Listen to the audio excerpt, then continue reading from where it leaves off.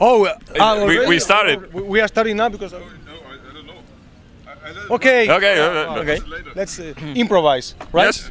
Hi. Nice to meet you. Hey, how are you? You have already downloaded the teaser. I think you more or less know the idea. You know, just horror stuff, scary. We are not looking to make money out of the Dagon engine right now. Maybe if it, becomes something bigger, we will find ways to monetize it. Maybe offering consulting services, professional tools, whatever. But for now, it's going to be an open source engine, completely free. It will always remain that way. So we hope, we're looking forward to adventures made with Dagon. Actually, the teaser was released with source code. Apparently, we included a README inside the game, but nobody reads README, so it's useless, It's a first-person horror game, just like Scratches, the same style. But what we are trying to do, it's make it feel more cutting edge. Like it looks like maybe a console game, a first-person shooter. It's a classic adventure, of course. But on the surface, we're trying to make it look more appealing to the masses. Many have said that they felt like they are in a movie, like they were playing with a movie, because of the pacing and how the music, becomes more dramatic as you go to certain areas. And that's, yes, the idea. We want exactly to do that. Pablo has been including just as much detail as possible in each one of these rooms, and they're all going to be, as detailed as this.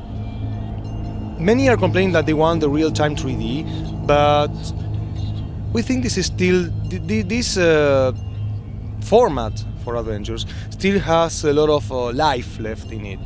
We couldn't do this kind of detail with real-time 3D, and of course many adventure players that still have older computers, they never have the latest upgrades.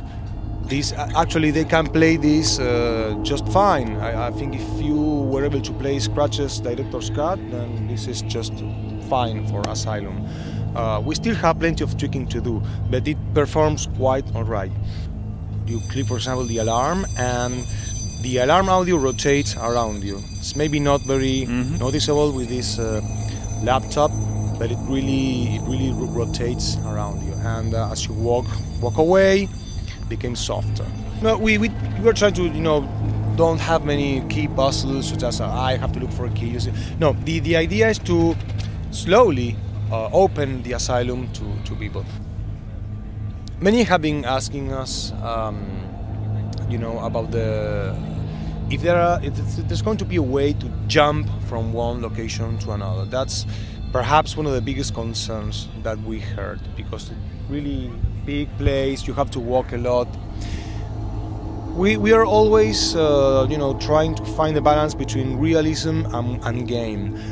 We don't want too many, interface elements that take you out of the immersion, or that breaks the immersion.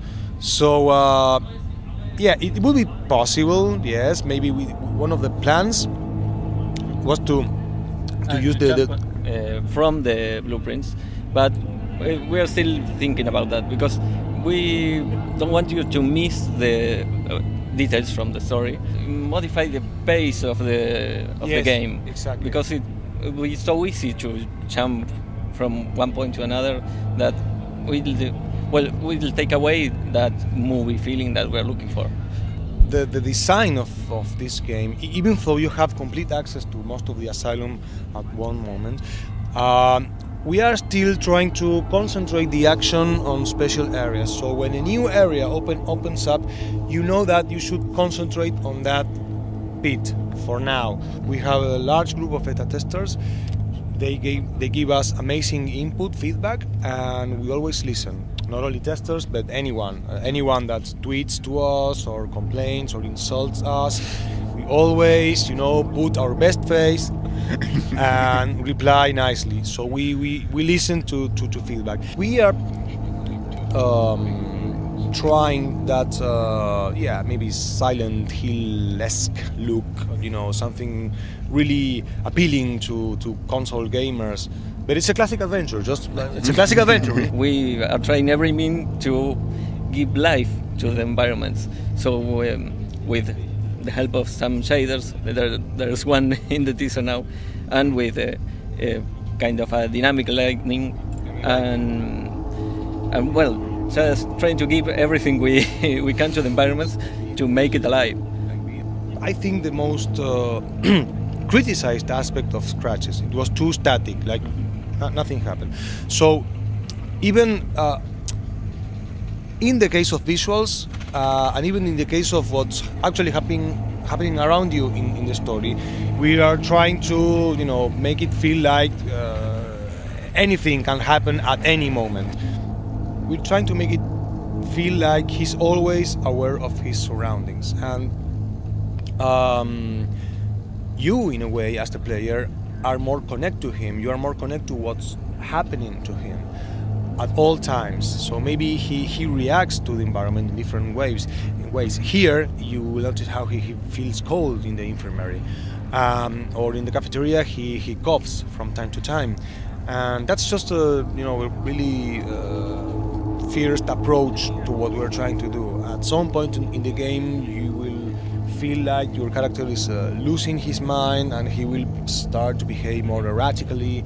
So we are not afraid of playing with that, So these unrequested comments, as we like to say that the characters does, they are going to play a key role in the story later.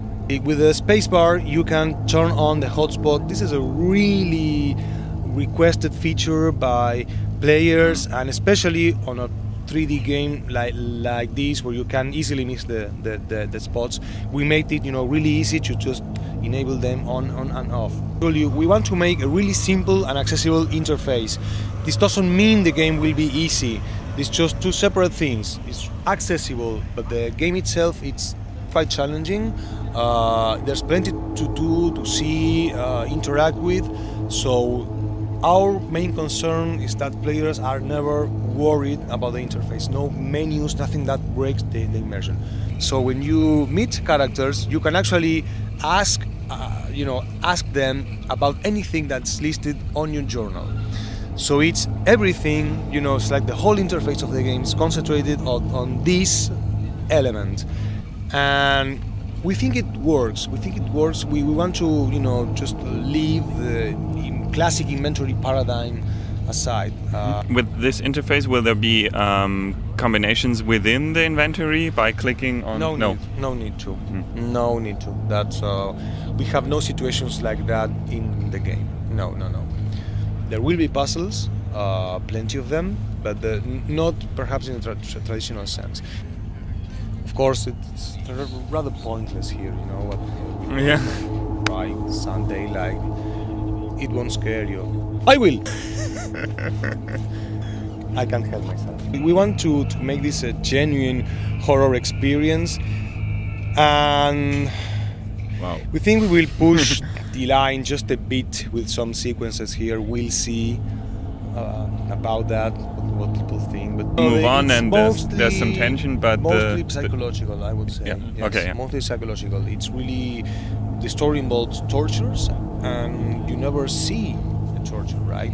But you read about them, and they can be gruesome too. Okay. It's just one aspect. There are many, but it's an open-ended, finale, like Scratches. You always have two things to think about, and you're never sure of what's the right answer to the mystery. That worked well in Scratches. People are still, thinking about the game in their minds, and they will never know the solution. And that's, we love that. With 3D game, you would see, eventually everything starts to look very similar. Not here. Every single room is completely different from each other. There was a lot of research. The idea was to really, replicate a real asylum So we read a lot about websites and history and we visited one asylum. we actually Not and as old as the one that we researched, but it was an actually working asylum. One of the So characters, is Well, inspired. it's inspired by a person that Agustín met.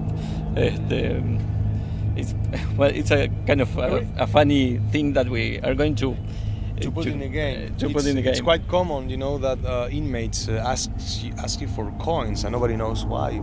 They told us it's quite common, an inmate approaches you and wants coins. So we are doing that as well.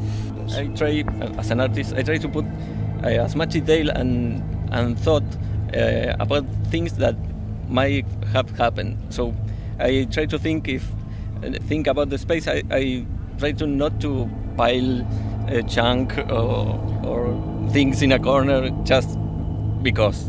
I try to think maybe someone was here and put this for a reason. So that's the type of thing that another than make the space alive and make it real in some way. Why this item is here? Did it belong to someone? What's the history behind that item? So it's not just generic stuff in those rooms, even though they may be unrelated to the story. There's always, there's plenty of thought about everything that's in the rooms. So we are going to do really detailed, real 3D characters, or so we hope. That's the only, last thing, the only element that we need in the game, because so far the engine is nearly complete, the interface is ready, all the graphics are mostly ready, the script is ready, so there's still work to do because we're putting it all together. But that's the last bit we need, the characters, and we want to do it really lifelike, such as when you approach a character, he might see you, and if you wait too much to talk, she will say like, okay, fuck off. Playtime?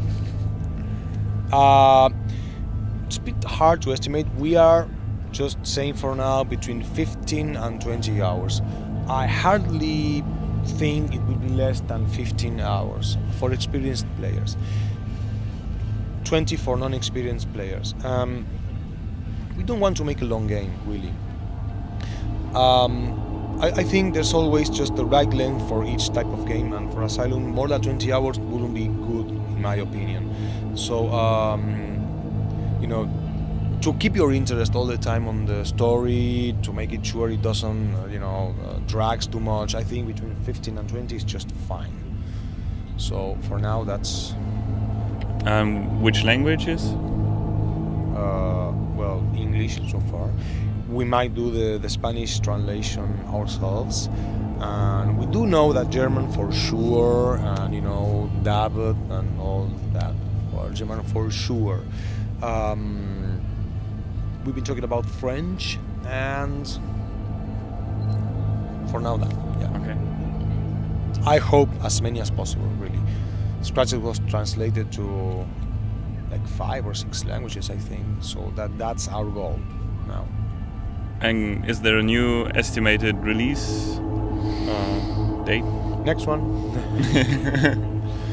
Yeah, it's late next year, but like I said, this is a really loose budget and schedule. We want to make it just the perfect horror adventure. So I think we're on track this time. This has been a huge milestone for us because everything is in place. People can play it already, the first preliminary version, the engine, the interface. So I think we're going to have a more accurate idea now. Late next year should be fine. I think we are on track to do that. Okay. Yeah. Great game. Thank you.